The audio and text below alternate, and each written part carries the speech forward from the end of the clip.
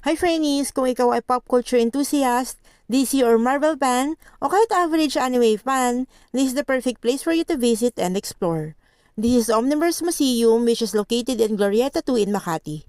This place is 3,500 square meters big, and every corner has something you'll find interesting. The costumes and other figures that you'll see here are mostly the original costumes from the set of the movies worn by the actors. Aside from sightseeing, there are also interactive stuff that you can play with here. The owner of the displayed figure here is Darren Season. He collected everything for more than 20 years and the estimated worth of the collection is 700 million. Each room and corners are good for photo shoots. Maraming props sa paligid. If you ask me, this is a good place to go with your friends, family, or date with your partner para maiba naman.